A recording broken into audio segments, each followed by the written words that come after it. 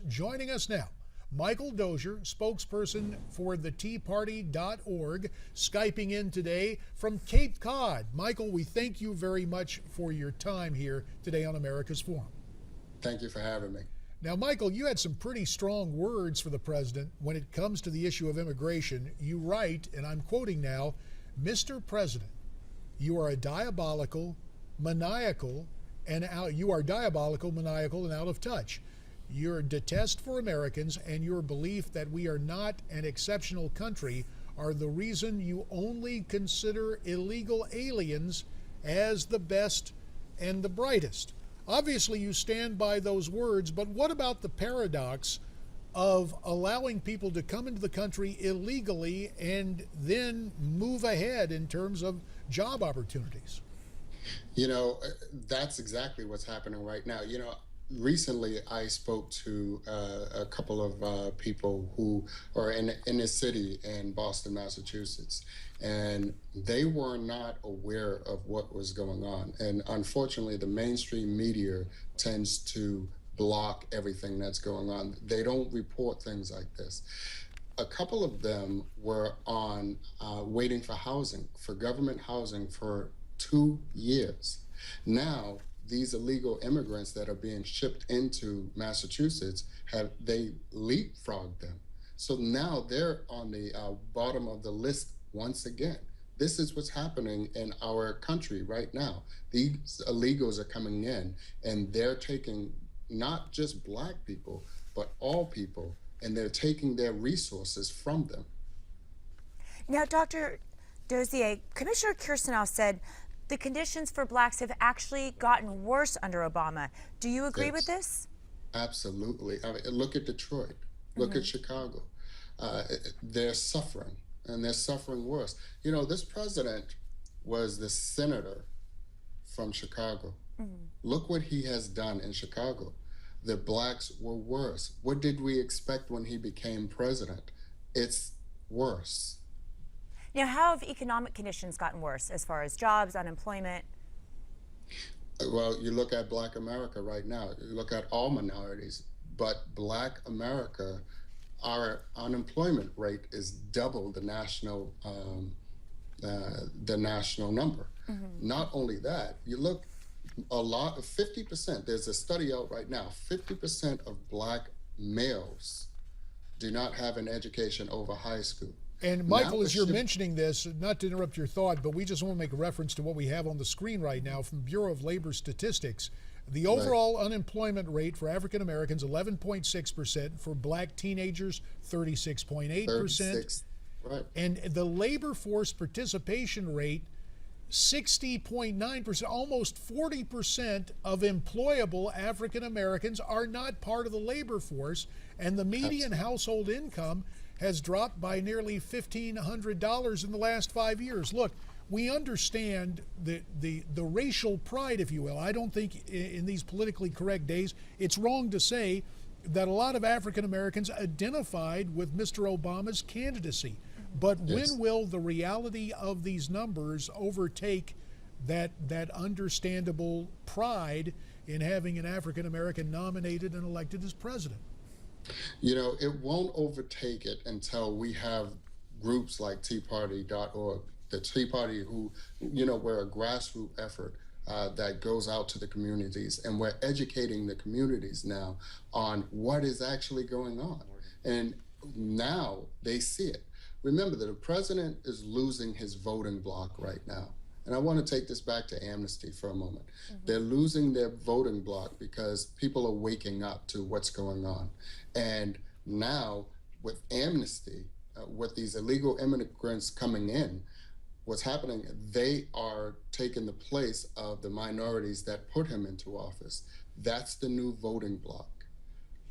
Now, in addition, you know, going back to amnesty, what about other drains on the economy? You know, healthcare, they're saying the CDC recently reported measles, chickenpox, TB, all of these things are on the rise in border states because the illegals are bringing this over. So now we've got an even bigger burden on our already overburdened healthcare system. We've got less of a tax base because illegals obviously aren't paying taxes. So there's a lot more to it than just unemployment rates. Well, you look at the economy. How does it affect the economy? Well, we have all these children who are flooding the border right now. Now, who's taking care of them? The president today or yesterday, The taxpayers. he requested $4 billion, and that $4 billion is to house them, to feed them, to clothe them. Who would clothe them? Who is paying for that? Taxpayers. As you mentioned this, Michael, there's something else afoot that I think is important given the historical experience of African Americans in the United States. We know about slavery, about involuntary servitude. We yesterday in American Moment spoke about the Emancipation Proclamation, but now with the intake of illegals, it seems as if we're setting up kind of a real paradox. On one side, it seems like we're opening the doors for illegals, and yet economically, a lot of these people are going to be taking jobs that the African American community could desperately use based on the numbers, but also for all the talk of illegals being in quote being in the shadows, there's still going to be a lot of people who are going to try to exploit cheap labor. So Right. this paradox, on one hand, making, at least in the eyes of bureaucrats, illegals kind of favored non-citizens, sets up a situation where you have increased problems economically. How do you stop this, or how do you make the American people aware of it? Again, with grassroots effort, and that's what the Tea Party is all about. But you stop it by enforcing the laws that are on the book right now. There is something else going on culturally here, Michael, that I think, and I think your take on enforcing existing law is altogether important. But we see coverage of this. I saw a White House correspondent for one of the alphabet networks constantly talk about moms and children, moms and children, moms and children, despite the fact that close to 80% of those coming across the border, they may be under 18, but they're males aged 14 to 18, many of whom may be involved in gang activity. Another anchor on one of the morning shows on another one of the alphabet networks wanted to call what happened in Murrieta, California, the illegals on those buses, he wanted them to be called refugee riders. Now, given your background and understanding American business and American history, you look back to the civil rights struggle in the 1960s in Mississippi and elsewhere, freedom riders. To call illegal refugee riders, is that a slap in the face of black Americans and the history of what's going on in a legitimate civil rights movement? Absolutely. It is a smack in the face. These people that are coming over, they're illegal. They're called illegal for a reason, because they're committing a crime. And the civil rights era, we were brought over here. We were treated, we were indentured servants, and we were fighting for our rights. This isn't the same thing. Now, the question remains is, are some of them who are coming across the border, are they trying to escape from harm?